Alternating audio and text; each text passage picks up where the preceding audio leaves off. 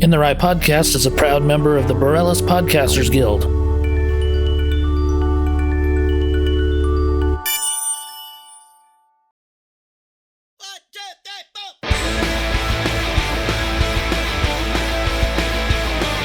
His name is Curt, a really funny guy, and this is his podcast, In the Right. It's the In the Right Podcast. Curt Fletcher. This episode is brought to you by Southwest Labs, which offers a huge variety of tests: STD testing, prostate screening, diabetes monitoring, COVID-19 testing, and more. You simply choose your tests, get tested, get your results, and get a doctor's interpretation virtually. It's easier than the hassle of making an appointment with your doctor. Call 505-609-LABS, visit southwestlab.com, or find them on social media at Southwest Lab for more information or to schedule a test today.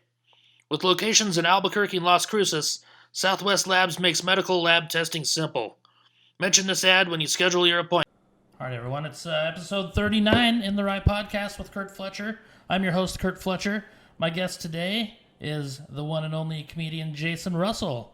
Clap! Yay! Nobody claps. Jason was my guest on episode 3.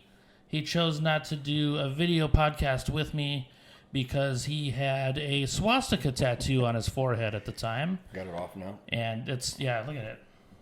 Who did that work? Let's give him a plug. John over at the auto plant. No, he's the one that gave you the swastika tattoo. Who's the one that took it off? We weren't going to talk about that. Okay. Remember? Yeah. Remember I brought Okay. that? I said. But anyway, Jason's here. We're doing it. We're doing it side by side. This is pretty exciting. Side by side, and before you came, you said, "Hey, let's just do it when I'm there." And By there, I mean he means Fort Worth, Texas. Fort Worth, Texas is where I usually record the podcast online on the internet, on Zoom. But I told Jason I was going to be in town performing at Fort Worth Hyenas. And brainiac that I am, I go, "Well, wait, how's that going to work?" Yeah, that's so I'm so comfortable with the Zoom and all that that I didn't realize that we talk like humans in person. Yeah, this is actually my first podcast talking like this with the new setup.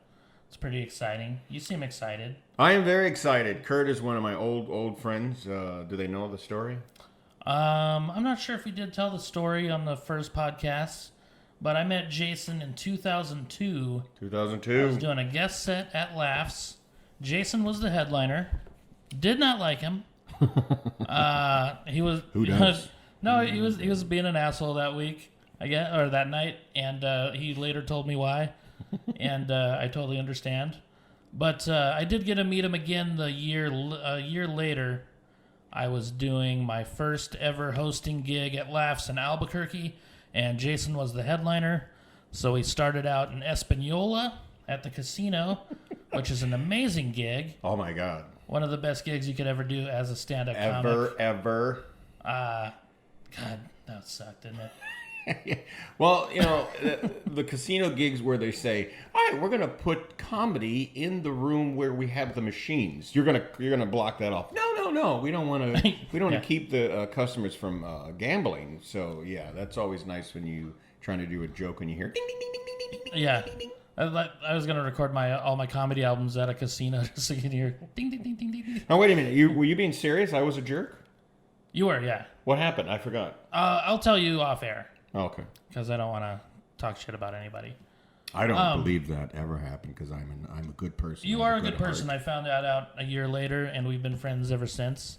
And you've been friends with my family ever since. Not only that, I do hold his mother and his sister responsible for me being married to the woman that I'm married to. Yeah, I believe we did talk about that. Yeah, I met her on a Friday. She came back Saturday to see my show. They were married on Sunday. It was beautiful. It could have been. But the moment that your sister and your mom saw me, us together hugging on one another, like again, it was the second night. They kept saying it. Him and Fanny, not him and me. Fanny, my wife. Nobody saw that. We hugged. That wasn't on video, thank God. they kept saying, you two are going to get married. And we're like, could you slow your roll? So your sister and your mother are clairvoyant. My sister took that personally because she was fat at the time. And she's like, how do you know I had rolls? Jonathan, stop. So yes, I don't remember that, but so you better tell me off air. No, I will for sure. Yeah, I will. You sure we can't talk about it? I would rather not because I'm friends with the person and you are not. And that's like a cliffhanger. You can't do that to the listening audience. I actually have no clue what he's talking about, but I believe you. You're the one that told me the story. So. Oh, okay. Yeah, I can't. Anyways, we can move on from that. So anyway, yeah, my first hosting gig was at Laughs with Jason, and we became friends right away. And Jason actually helped. You helped me get in the Looney Bin clubs. I don't know if you knew that. If you remember that. I did forget that. Because back in the day, you'd have a VHS tape is what you had for your promo to send out. And Jason was going to Little Rock at one point, and I had been hosting for a couple years by then, and you said, hey, give me your tape, I'll take it to Little Rock and have the guy watch it. And Jeff Jones, yeah. And then so I got into Looney Bin because of you as well. Jeff Jones will watch everything you send him. He takes meticulous notes. If you had reached out to him 6 years previous, he'll go and be able to find the notes that he took on you, which I think is really cool as a booker. I love Jeff, and he talks shit to me all the time, which is a good sign that he likes you. Yeah, but if guys don't know about Jeff Jones, the first time I was working with a comp, and he goes, hey, you ever work for Jeff Jones in Little Rock? I go, no. And the guy is since deceased, but he goes, I'm going to get you in there because he was the booker at the time.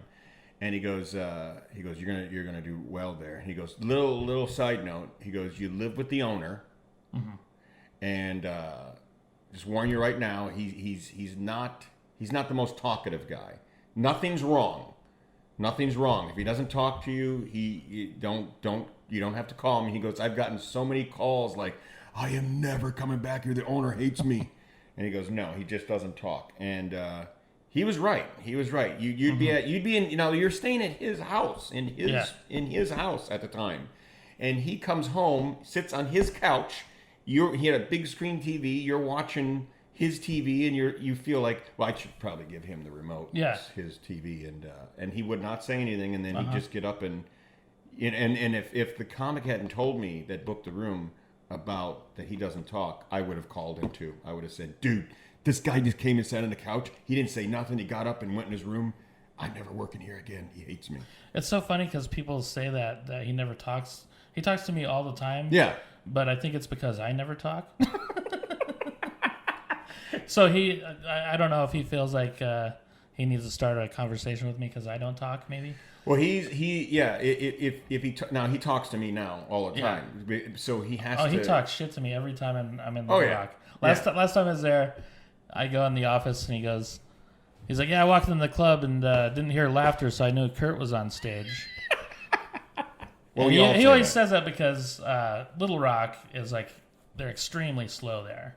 Oh, yeah. And he tells me every time, like, he's like, I love watching the crowds because they're so slow getting your jokes. Like, by the time you're starting the next joke, they're like, oh. No, he has a very dry sense of humor, like Larry, his partner in crime. Larry too is very dry in his sense of humor. He'll deliver a joke, and you're like, wait, okay, you're funny. Yeah, the first time I worked for the Looney Bin was we did Wichita, and Jeff stayed at the condo with us one night, and we were playing Guitar Hero, and he was just sitting there like doing some paperwork on the couch, and my friend Jason Brown was playing Guitar Hero. And he was singing all the songs in Mark Payne's voice. So Jeff was dying. He was Mark Payne. Oh, so he was singing like Kiss. He's like Strutter. We should tell him who Mark Payne is. Oh yeah, Mark Payne, the disco king of Wichita. He was the old manager at the Wichita Looney Bin. I heard that he won a disco dance contest because he stapled his shirt to his pants. Did you hear that story? No, there's so many stories about Mark Payne. They have a really cool club now, and which I just got booked for in Wichita. Really cool manager, but it used to be in a different location, and it used to be Mark Payne. And I can only describe Mark Payne to you that do not know him with 2 words: Tiger King. Yeah. He also reminded me of the drill sergeant from Full Metal Jacket. Yes. Yeah, just... Jason, you can fuck my sister. There's so many stories. Like one cool story he had that I repeat is that his brother is country redneck too. Oh yeah. But his brother's gay. Oh yeah. Okay. That's right. And Mark's nephew is gay. Okay, so you follow me? Mm-hmm. Mark's brother who is redneck, just as he's gay, and his son was gay. And the son brought home a black man, and the father disowned the son. Yeah. What the fuck? What? What's that? You disown? Do you guys have any idea? I think we need to start over here. You guys don't understand how this works. Mark Payne. Mark never got my name right either. Give it up for Curt Fletcher. And he had a big hunting preserve. Dude, did you ever see that gun that he had? No. So he brings it in. It's like 1 out of like 500 they made in the world. And this thing is fucking amazing. Like it looks like a video game gun or something. It's cool. He's like, I'm going hunting with Ted Nugent. Yeah, that would probably have given him the most excitement. Oh, for sure. But it was a cool gun. You work with guys, comics, and you try to get along with them, and then you realize they might have a different they might have a different motive for this relationship. Mm-hmm. So then you learn, and Mark was definitely one of them. Like, I go in, try to be nice and cordial to everyone, and then soon you realize, okay, all right. So I'd always have to keep Mark at bay, so to speak, because I don't know, Mark Payne, that's a name. Yeah, I was always just told, just go and listen to his stories. Don't talk shit. Yeah, because he I don't know. He was funny though. He actually went on stage. I can't remember if it was my first time there or my second time there. There was a bachelorette party, and there were a couple lesbians there making out, and he was like just so shocked by this. He's like, "Did you see those ladies over there? They're more than lesbians. They are sucking face." It's like, how are they more than lesbians? I don't know if you. But then he went up on stage and he killed. Like, I don't know. He was like doing material and stuff. Yeah, I gotta follow Mark Payne. Yeah, he would go up and the times that I saw him go up weren't. It's like, dude, no. Oh, really? He loved to be in front of people and but I know what you mean. Like he was like the host of the hour. Yeah. Like I think they laughed just because he was a character, and he definitely again, Tiger King. Mm-hmm. If you not the hair, because he was clean shaven, but that I don't know, the more I'm more famous than what I am type of that's what I got from Mark Payne. Like Mark Payne. Yeah. But now Mr. Biggs. Mr. Biggs, yeah. Mr. Biggs is the manager. Winslow's over there. Winslow, I love that club, man. Yeah, I'm going there. At the end of July. Just got the date. So I'll be there in mid-June. I love working with those guys. Yeah, it's cool when you have guys that are comics. They also are running because there's a level of an understanding that you don't get with a Mark Payne. I love how honest they are too. I remember because I remember way back in the day. Yes. Probably my second or third time there. Biggs wasn't even the manager; he was just kind of there, and he told me one of my jokes. He's like, "Dude," he's like, "Really, that joke?" He's like, "That's too easy. Like, that, as good of a writer you are." He's like, "Throw that shit out," and I did. I was like, "Yeah, you're right." No, I will always appreciate the woman who's responsible for me. Well, I don't want to, but her name is Nan. Mm-hmm. She's from the Quad Cities. She's like that. Oh, the DJs. We also used to ride the train with her. Who, Nan? What the hell are you? John gets it. Stop playing to Jonathan. Jonathan, do you get it? The Quad DJs? The Quad City DJs? I don't know who that is. But I appreciate people who are honest and tell you to your face, what are you doing? Why would you? Then the people that... So that makes it hard when comics they come down like, hey, what did you think of that? You're like, oh, do it. Well, if I don't know this guy that well, if I start, is he going to be like, really, what? Yeah, that's the thing. I can only be really honest with people I know really well. I can be. I can be too, but I mean... If the guy, if he's coming down and I know that he's kind of new, then he's looking for real advice. But if I know a guy... But they sometimes take it wrong, though, if they're not your friend. Yeah, oh, yeah. Then that's the whole point of... Yeah. Do you really want me to? Yeah. Not that I'm authoritative, but, if the person's asking you for it, then I feel obligated. I have a conscience from hell, just so you guys know. Like, I can't do anything. I once did a one-nighter, and I'm not a steak guy, but I thought, I'm getting half off. I'll get a steak. Yeah. So the dinner was like $20, 25, 28 with a tip. And the waitress comes over and she goes, okay, so you want to settle up? I go, yeah, it's half off. She goes, oh no. Yeah, we stopped doing that. I go, are you serious? She goes, yeah. And now I'm not gonna say, bring the manager over. I have to pay it. So I know now I have to tell my wife. And I'm like, no, you don't have to tell her. You didn't, you don't do that normally. So I don't get to talk to her when I'm on the road until the next day, and she's at lunch.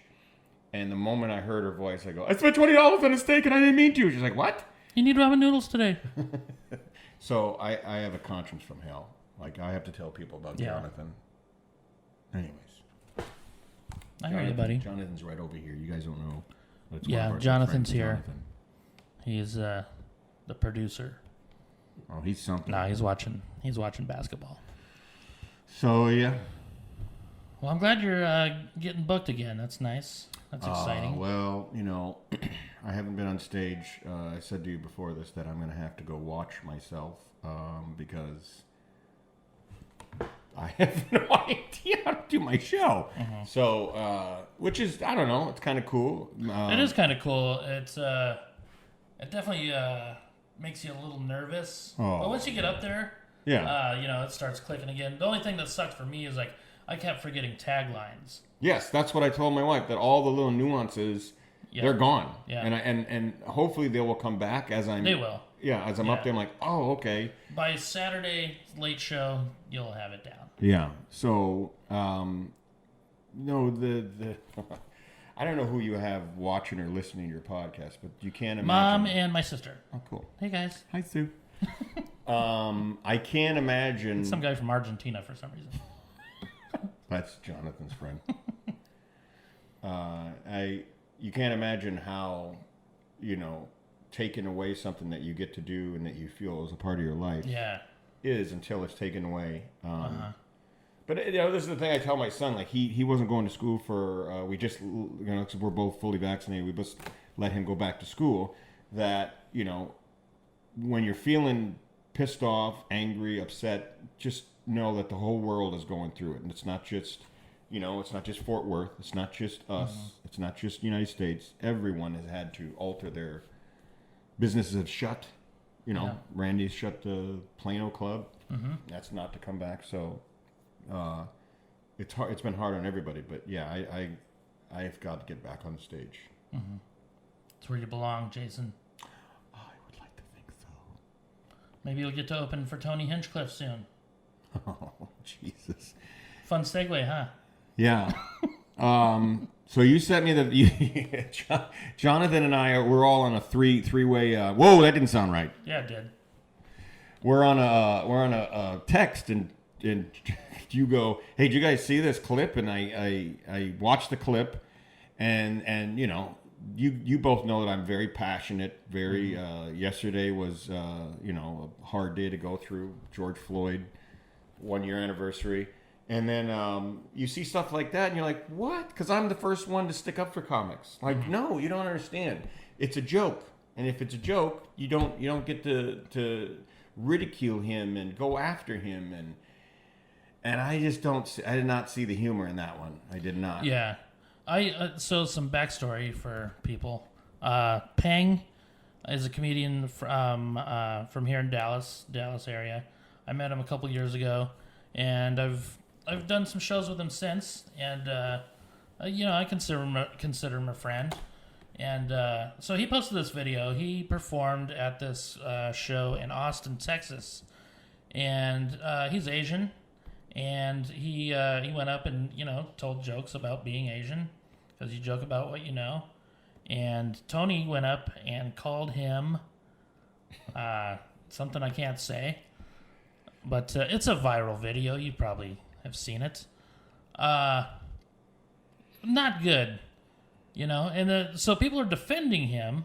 His a bunch of his comedy friends that are pretty famous, and of course his fans are defending him. Like, well, people are laughing. And actually, it's like, well, people are laughing at Peng's set too. If you watch that. Yeah, he got several applause breaks. I don't know if you didn't. You I didn't get to see his set, but he told me himself, because I reached out to him, because he's been on several of my shows, and I said because I wanted to put it in context. I said, were you guys joking before? Was there something? Did you joke with him from the stage? Because I'll go up and mess with the comic if he. But what he said when he walked off. Okay, so this is the thing. This is my point of view on this. So if he. Let's say he had wrote that joke, what he said, those 3 words, and it was in the context of a joke, and the person was not there, and it was a fictitious, I'd be defending Tony. Yeah. I'd be defending, it's a joke. He's not running for mayor, he's not a speechwriter. And I don't think he's a racist guy at all. I don't know. I just think he said something, he said it was shitty. But this is the thing. You just said you don't know if he's when you click on something like that and you watch that, whether it's in context or not. And I agree, you should, especially with a comedy show, you should know the context, because they did that to Lenny Bruce. They just read his material, and they read his dirty material in court. Mm-hmm. Well, give me a break. Yeah. So it was out of context. I don't know if Tony is racist, but when you see something like that... That's why I went back and watched some of his stuff, because I've never seen any of his specials or anything. So he has a really popular show called Kill Tony, so I went back and watched a bunch of those. And he had opportunities to be shitty to all these comics, and he was actually pretty cool to them. And that's when it made me think, like, he's probably not racist. He just said something fucking stupid in the moment, and... But that's good to hear. I'm telling you, when okay, we'll use Michael, the guy from Michael Richards. Yeah. Michael Richards. I've had to come to terms with, because I love the show. Can't stand Mr. Seinfeld. I think he's an arrogant, just pompous, you know what. But I love the show. I think it's one of the best shows ever. Mm-hmm. So I had to come to terms with watching Michael Richards after what he said, and again. Still to this day, and I'm sorry, this is what happens when you say something like this, is I don't know if Michael Richards is a racist. Yeah. I don't. I have no idea. I've never talked to the guy. I don't know one person that knows him personally. Yeah. But when you say something like that, you're like, well, what is that? What? Because you and I have been mad on stage. Oh, yeah. We wanted to rip people's... I've said the N-word on stage. I told you that, right? You said it when I walked in. Well, yeah, but that's different. Hold. No, I'm kidding. He did not. That was a joke. That was a joke. Classic joke. Classic. Misleading. But I have a very good friend, Nan. Again, she called me and was like, "I don't think he's a racist. I think he was trying to be ironic." And okay, but when the person you say that about just walked off the stage, and it seems like you're perturbed or angry that he got more laughs. Why did you? That's what I would like to know. Why did you feel you had to? And then he attacked the audience too, called them race traders. Like, so one of my heroes, is Don Rickles. Yeah, that's exactly what he did. He said something once on Conan. He was messing with an Asian girl, an Asian man and a young girl on side of. He just went into the audience, and he was talking to the Asian guy, and then he went over and said something to the young girl. They were both young adults, and he goes, are you married, or you? He goes, of course you're not married. You're 14, but he goes, are you dating him? And she goes, no. She goes, how about the Asian guy across the aisle? He goes, we'll fix his eyes. Don't worry. Like, what to me that's, and I know people were like, well, that's the same thing. And the way Tony delivered it. And the way he kept going after it and calling them race traders, and then it did not have that same feeling, same tone. It seemed like it came from a place of anger, aggravation. But I think that's how he performs too, is that same way. Like I don't know, I still haven't watched much of his stuff, but no, yeah, Rickles was known for doing that. Tony, I don't know if he was known for doing that because I've never seen any of his material. But that's what his friends were saying. That's what he does. And Peng should know that because he's performed with him before, because that was one of his credits, I guess. Like he had been on Kill Tony or something like that. The thing that bugs me is they're calling him a clout chaser. Who, Peng? Yeah. Which I don't think he was at all. No, listen. He was clearly offended. Exactly. If you and it's always people that aren't of that race or you're white, right? Yeah. Jonathan? Oh, yeah. Jonathan's white. Yeah. Can't even say where his socks begin. Yeah, he is pasty. So, Jonathan and I have Jonathan's the godfather of my children. Okay, and that's all in all seriousness. This is and we're going to do a podcast with him next week. Yeah, next week or 2 weeks. So you guys got to tune in for that, so you can meet Jonathan. He's a very smart man. He's a very compassionate man. He has empathy. He would be marching with black people, in the 60s. He would have been, getting hit. And I've told him, like, you could not. I would too, by the way. Of course, Curt would. But I say to him, because we'll have heated conversations, and he is not always on my side. He will take the side of, more of a clear-minded, less emotional side, which helps me, see a different light too. But I have said to him, I've said, Jonathan, you would agree that you as a white man cannot fully understand what I see and how I feel, a year ago. And he goes, absolutely. And that's all I'm saying to people is that you can sit there and all Tony's friends and Joe Rogan can sit there and defend him all they want, but you're not Asian. Exactly. And you're not in this country right now, and you don't know what they're going through, and you don't know how scared they might be. That's the biggest thing for me, is that Tony, if you're a comic, you have to be smart. You have to be tuned into society, and that's how we get our material. And Tony knows exactly what's going on in this country right now. Now, I will give Tony this. He did not expect the video to be seen by millions of people. Yeah. He didn't expect that. But that being said, still have some type of responsibility, I guess. If you want to go, if you had to go after him, why not just go after him as a person? Why did you have to go right away to the race? That's what I think was. And I also think, and Tony could only speak to this. Not even Ping could speak to this. You sounded angry in the video. You sounded like you were mad, like he did something to you. That's why I think everybody was like, whoa. And if that's what he does, if you show me a video right now and that's what he does, that's his thing, then I would come down off of that and be like, okay, then you just apologize and say, I went too far. That's it. And it's over. Yeah.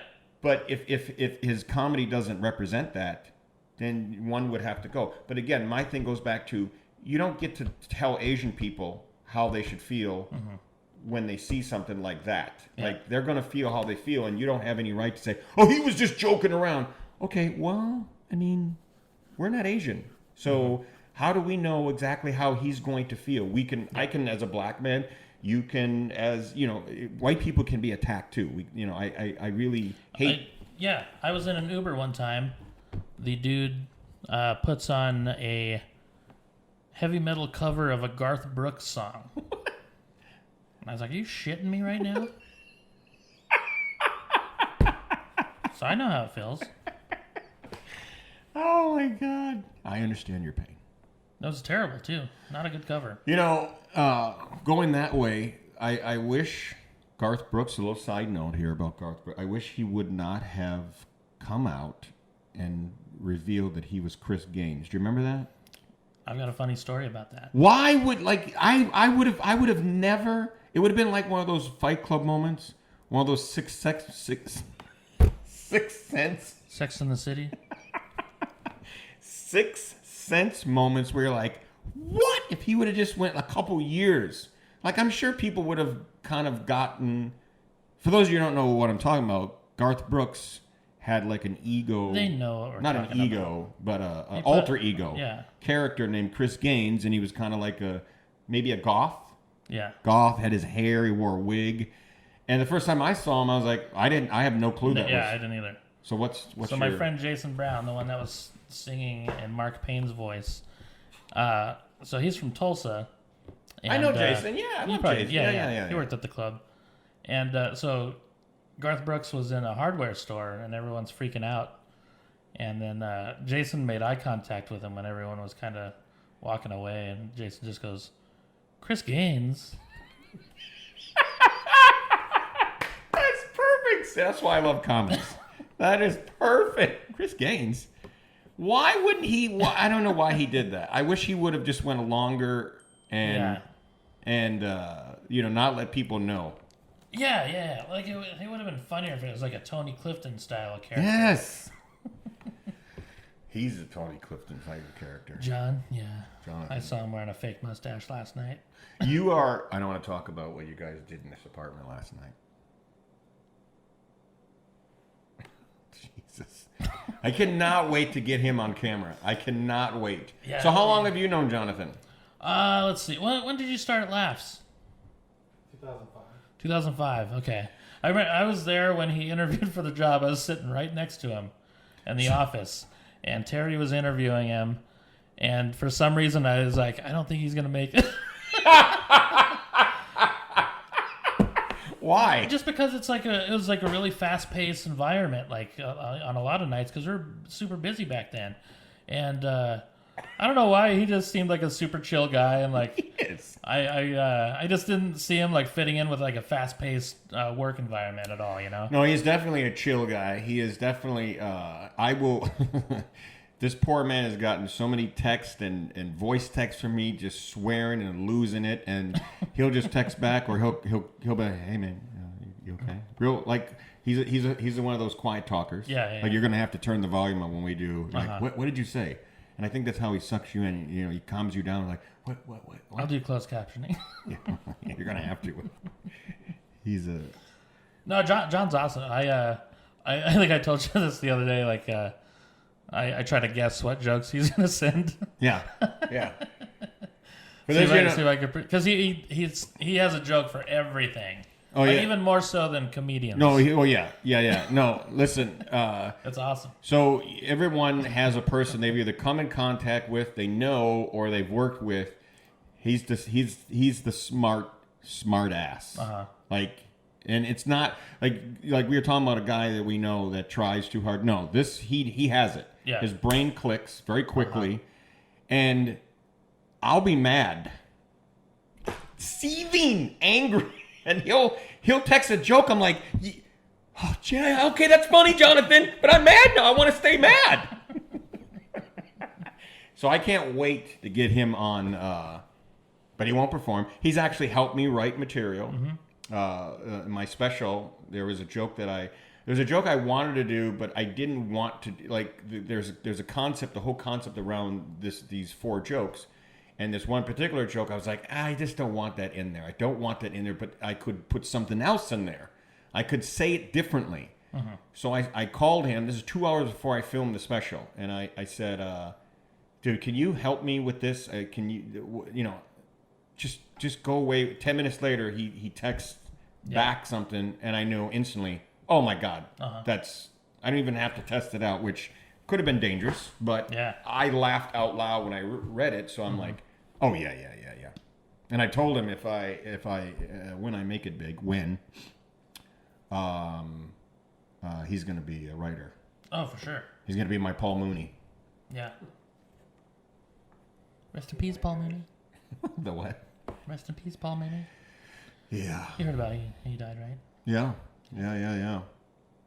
You know, the first comic that I knew that died was a comic from Milwaukee named George. I know his Miller or something, and that was weird for me, like, because he was one of the guys that I watched. You know, just he did it well, and when he died, like you're so fascinated with what he does because you want to do it, and then he die. You're like, wait, what? Yeah. You're like, no, yeah, we're. Yeah, and then how many years you been doing it now? You probably know about 100 comics that have died since then. 30. This is my, I believe, 30th year. Yeah. It's my 20th. I can't remember exactly when. I remember the first night I went up. It was. I used to be a DJ at this non-alcoholic club in Milwaukee called 21 Below, and the owners loved me. And I bartended, and then I DJ'd, and then they stopped that, and they started a comedy club, and they wanted to keep me on. I said, I'll stay on. I don't care. I'll sweep, do whatever. I just want to, because I knew that was something that I could do or wanted to do. So I was just drawn to it, and then there was a guy that came through that was not like any other guy, and I'm gonna forget his name. I want to say it's Tony. He actually was the guy on Seinfeld that twirled the umbrella.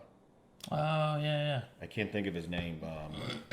He came through. He was not like any other comedian that I'd seen at that point. He was standing on tables. He's touching people. He'd go into the audience, and he was there for 5 nights. And the 5th night, I was not even watching him. I just wanted to see the people, how they would react.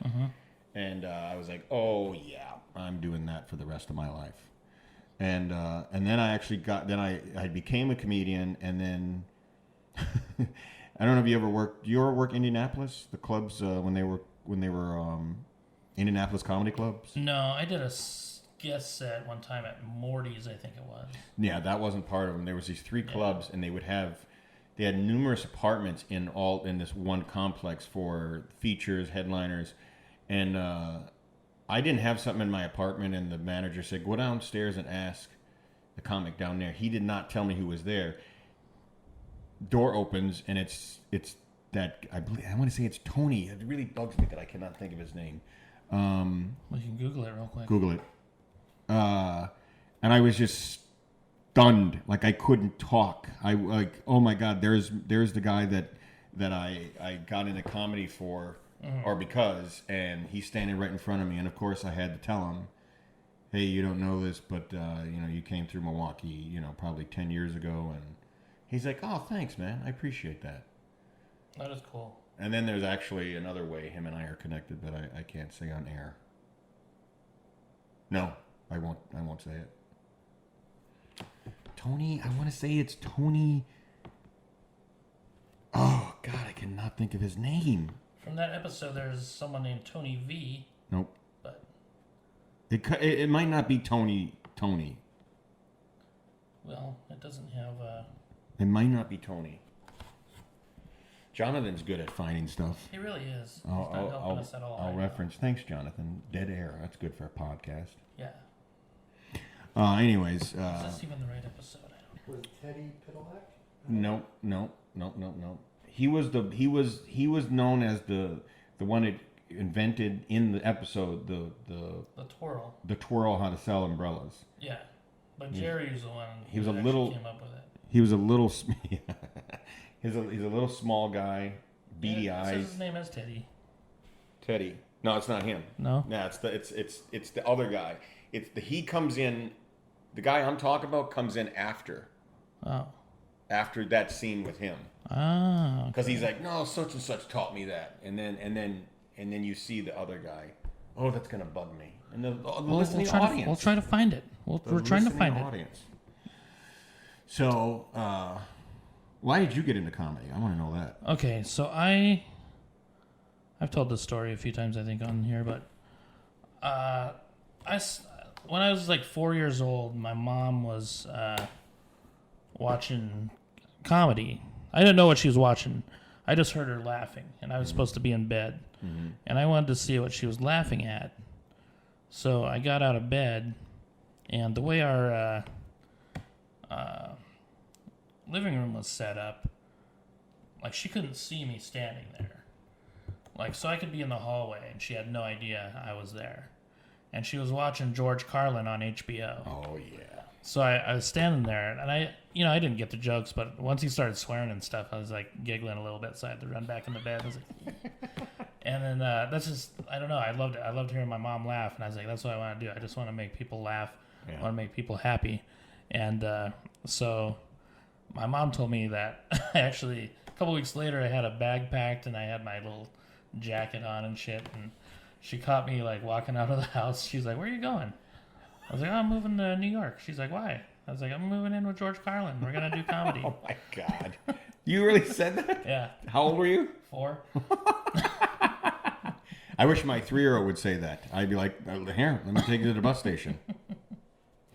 So this is a cool thing that happened here in Fort Worth before I lived here. I don't want to bring it down because we've had such a good time here. But so, you say you want to make people laugh, and it did not dawn on me. I think, at least for me, it was a selfish need to get into comedy because I wanted to be the center of attention.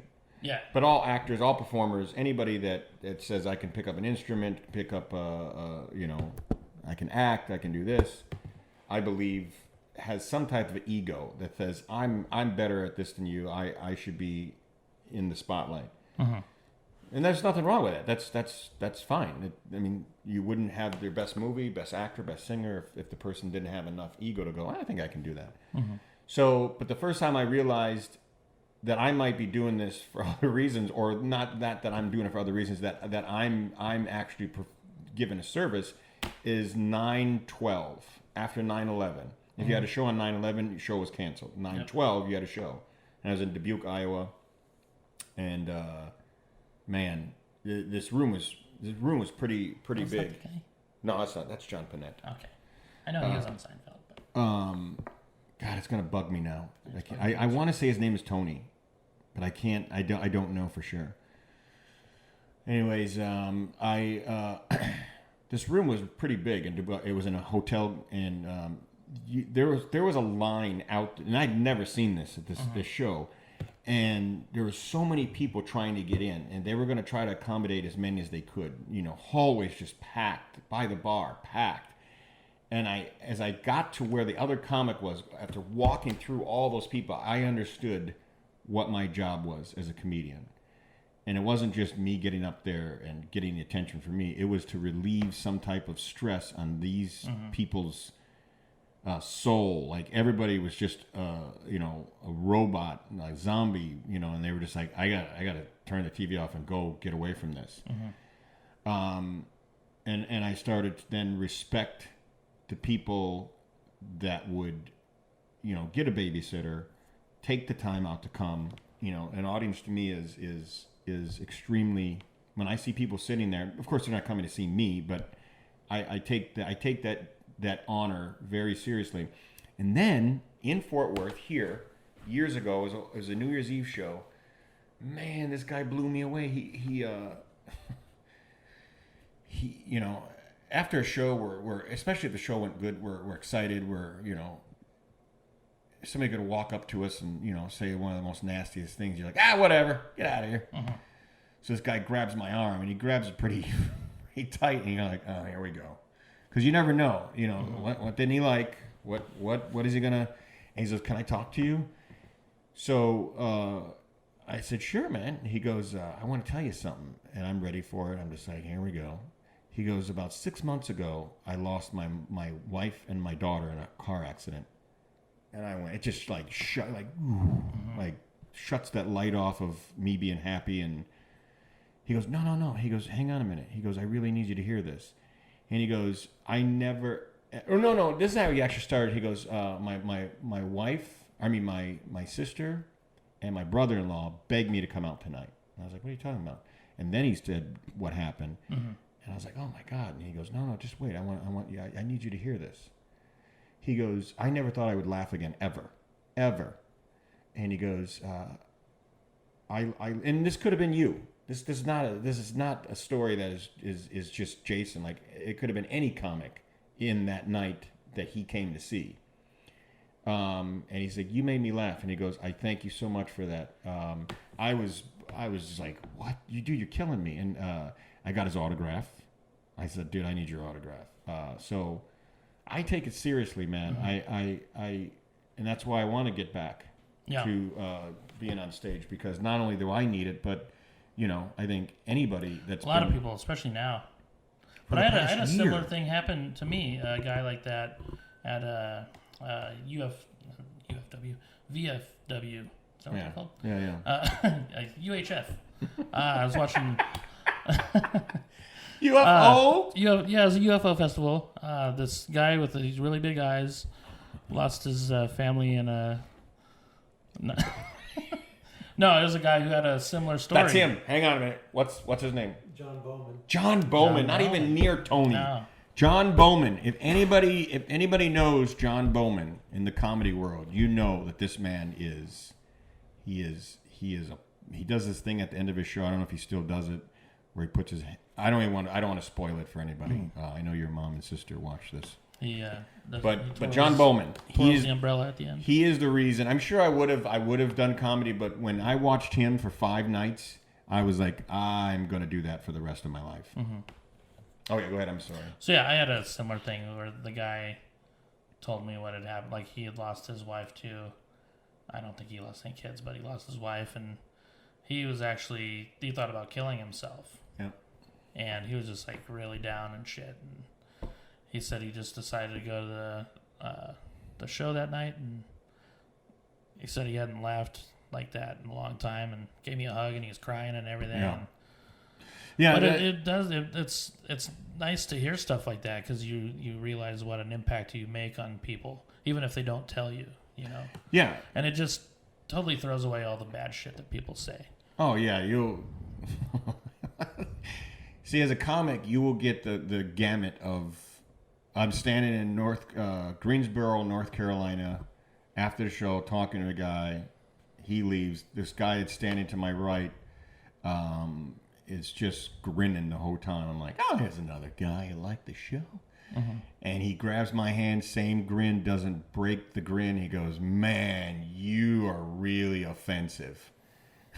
He's shaking my hand. I'm like, okay, because when you're a comic and people come up to you after the show, you think everything they say they're gonna try to be funny. Yeah. So for a moment, and this has happened many times, you go, oh, okay, man. He goes, no, man, and he still has my hand. He's still grinning like ear to ear. He goes, you are really offensive, and then releases my hand and walks off, and I'm just like, okay, I guess we're done here. I don't know what else. What? So yeah, you have the gamut of. I had a woman in Rochester, New York, and I understand she might have white guilt. I don't know what this woman's problem was, but she comes up, she goes, "Wow, those black jokes aren't funny yet." I go, and okay, I applaud. Not applaud. I urge every comic listening to this or watching this: don't try to talk to people and discuss jokes after the show. If they have a problem with your joke, you should just let it, because it's that's like walking up to a Picasso and going, "This isn't paint. Yeah, this is not art." Well, okay, if you believe that, then I shouldn't talk to you. If this woman walks up to me and is having a problem with just these jokes, but sometimes, the show might not have went the way you wanted to go. Yeah. So now you're in an antagonistic type of attitude, or you're perturbed, and you don't need this woman walking up to you right at the things that didn't go right. Yeah. You're beating yourself up, and if she walks up, those jokes weren't. And I go, oh, you mean when the audience was laughing? She goes, those jokes aren't. I go, oh, you mean when the audience, then her friend who's mortified grabs her like, Karen, get over here, Karen. And she's like, I'm so sorry. You said Carrot. That's a funny name. Oh, well, we got to wrap it up, Jason. Thank God. Geez. Where can people find you on the internet? You're on the internet, right? I'm all over. You have a website and everything. Yes, because of my good friend Jonathan. I tell a little story. I had a woman who, and I'm not scared to say it. She willfully let my domain name go. Jonathan is a master at stuff like that, websites and design, and we sat on the phone one night and bought my domain name so that she would transfer it over, and all she had to do is do a couple more steps because she was in ownership of it. Well, she let it go, and you check your website every now and then just to make sure, and I'm getting this error, and Jonathan's like, dude, your website is gone. I'm like, not your domain is gone. I'm like, what are you talking about? And so, long story short, he goes and tries to find me another domain. And, poor Jonathan's just being a good friend. He's like, Jason was funny on November16th.com. No, Jonathan, I don't want that. I want my name. And he goes, no, this can't be. And this is what I hear on the phone. He's like, hang on a minute. He goes, there's a .lol. I'm like, what? What do you mean? No, there isn't. He goes, yeah, there is. He goes, I said, buy it. So JasonRussell.lol. Dude, the best website ever is fart.lol. Have you seen that one? No. Did you show me that one, John? What? Oh, man. You just go on there. There's 8 little boxes. You just click on each one. There's different farts in each box. That's all it is. I'm going to link that in my brilliant. website. So, yes, Jason Russell. Oh, they got more on there. Look at. Oh, my God. I love it. But anyways. So, JasonRussell.lol. .lol. And then my comedy special, which I'm. But that's actually him. I need to pull that up for my sound effects. My special is drybar.com. Oh, and look at the graphics. I know, brilliant. Jesus.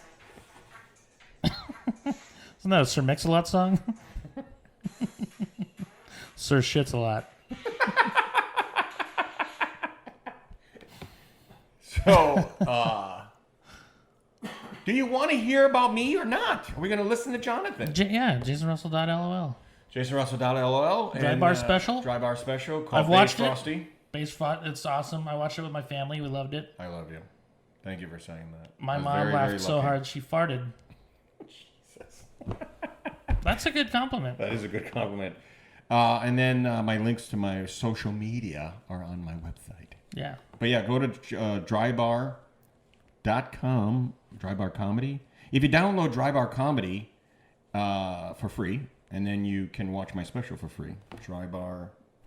Watch it. It's awesome. Oh, stop. And also, Jason, catch him in Wichita at the end of July. July 29th through the 31st. Okay. When are you going to put this up? Hopefully live? tomorrow. Are Hopefully we tomorrow. live? No. We're not live. Okay. Should put it up tomorrow. Next week, folks, tune in for Jonathan Patterson and these two guys. We're going to try and do that June 8th or 9th, hopefully. So. Not next week, then, I guess. Yeah. You guys are going to love it. It's going to be great. You're going to finally meet Jonathan. And I'll be at Fort Worth Hyenas this week, the 27th through the 29th. Friday and Saturday I will be with my good friend Tim Gaither. So Tim Gaither! Come check that out. Very Thursday funny. nights. Thursday's a free show if you make reservations. And then June 4th I'll be in Austin at Anderson Mill Pub. And then check out all my other dates, funnyfletcher.com. And you can see all the episodes and listen to all the episodes of the In the Rye podcast on intherightpodcast.com. As always, thanks to John Singleton from Anesthesia and Jarrett Reddick from Bowling for Soup for my music. Thanks for tuning in, everybody. Give it up for Jason. Goodbye. Thanks, buddy.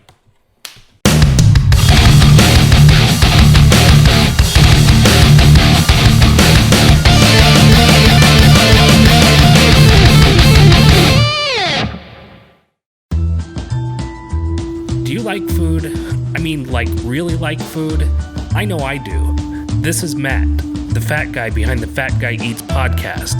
I started this podcast because I love food, and that's what Fat Guy Eats is all about. Why we eat it, the artists that create and serve it, the politics and social practices surrounding it, and so much more. I'm going to talk with some great people along the way, and we'll probably enjoy some fantastic meals together too. And don't forget to follow along on Instagram by following @FatGuyEatsNM. That's @FatGuyEatsNM.